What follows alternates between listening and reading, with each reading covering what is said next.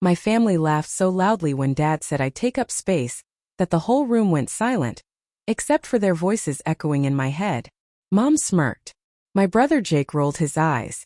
And Dad, he looked at me like I was furniture no one wanted anymore. But what broke me wasn't his voice.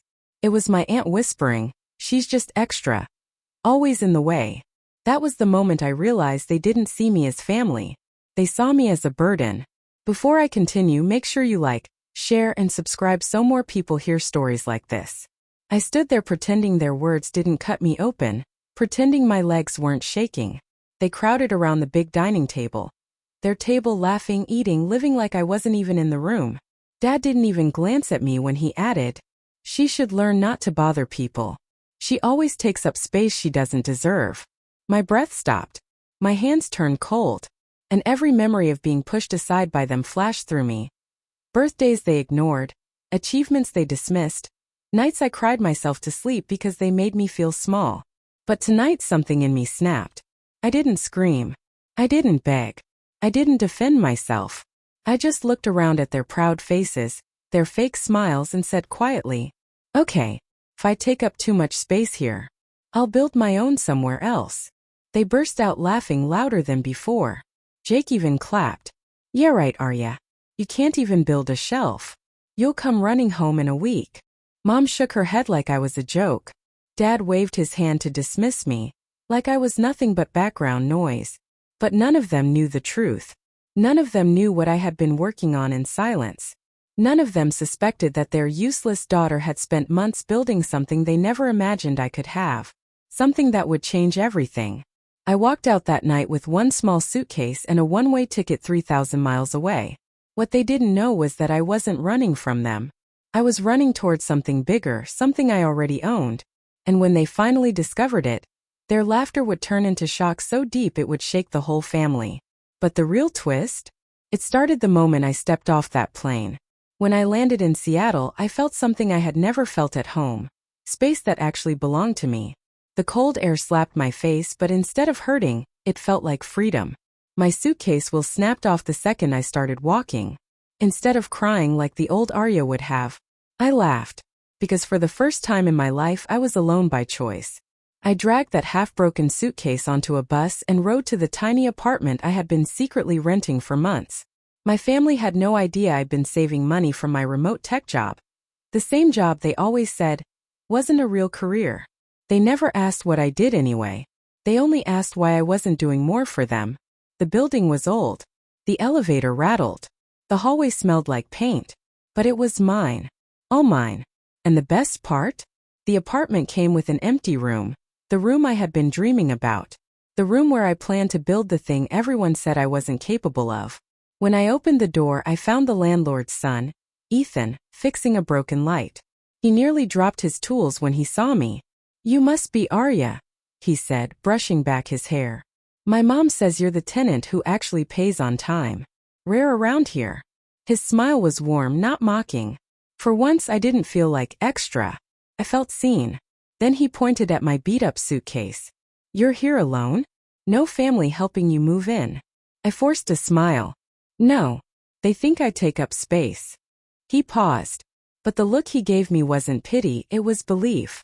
"Then you're about to prove them wrong." The next morning I started building. Wood. Screws. Tools I barely knew how to hold. I watched tutorials, messed up, tried again. Every hammer strike felt like punching back at every insult they'd ever thrown at me. But each night as I worked I had this strange feeling like someone was watching me. One evening, I caught a shadow by my window. Someone walked away the moment I turned. My heart raced. Did my family find me? Did someone follow me here? The next morning I woke up to something even stranger. A folded note slipped under my door. There was no name on the note. No signature. Not even handwriting I recognized. Just one sentence. "You left home. But your story isn't the only one that's changing." My hand started shaking. How did someone know I left? Who else knew where I was? And the bigger question, what story were they talking about? The answer arrived that same night with a knock at my door. A quiet knock, but one that froze me in place. 3 slow taps. Like the person already knew I'd be too scared to open it. My heart pounded so loudly I could feel it in my ears. I grabbed the nearest thing that could pass as a weapon, a screwdriver, and walked toward the door. "Who is it?" I called out, trying to sound braver than I felt. Silence. I unlatched the top lock but left the chain on. Slowly, I cracked the door open 2 inches, and my stomach dropped. It was Ethan. But not the calm, easygoing Ethan I'd met days ago. This Ethan was pale, sweaty, rattled like he'd sprinted straight from a disaster.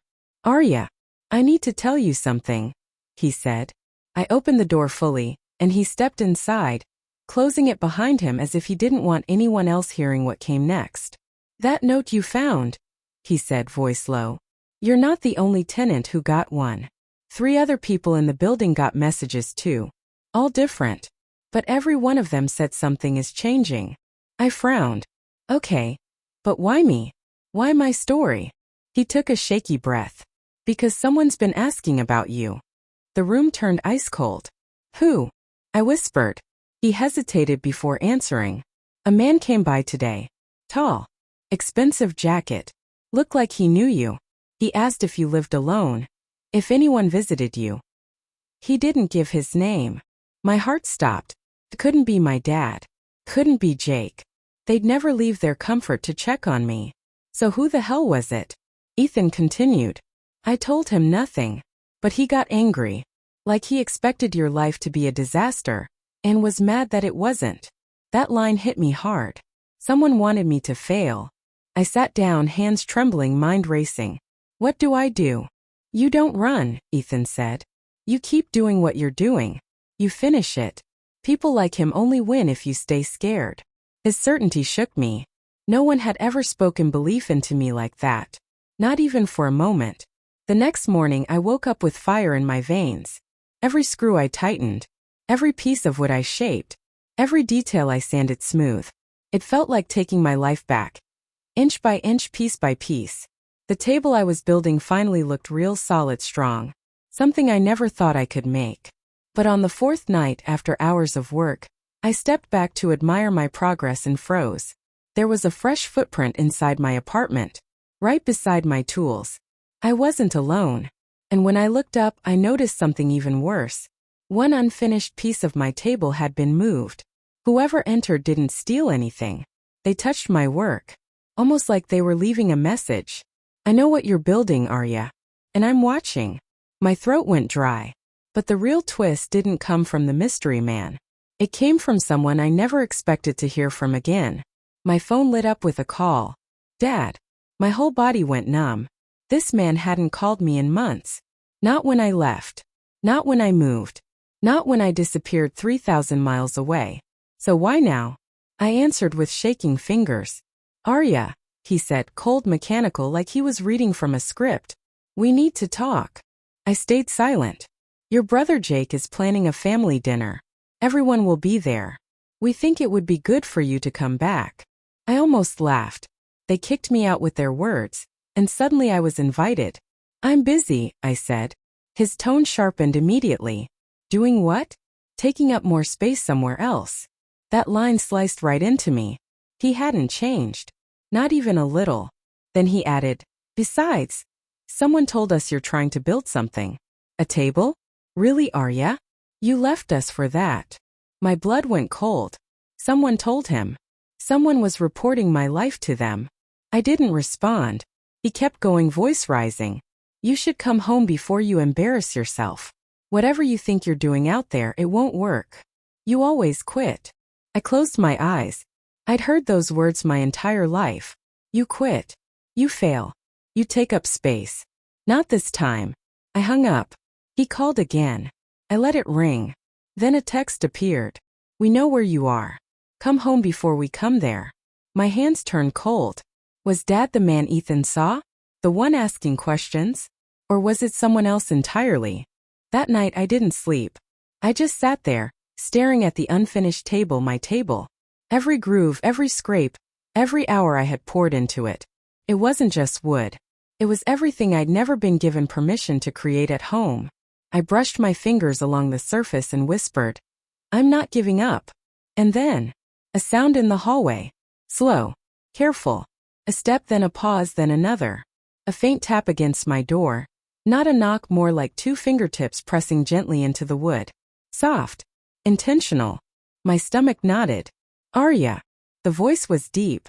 Familiar. Wrong. I know you're in there. My heart slammed against my ribs. It wasn't Dad. It wasn't Jake. It wasn't Ethan.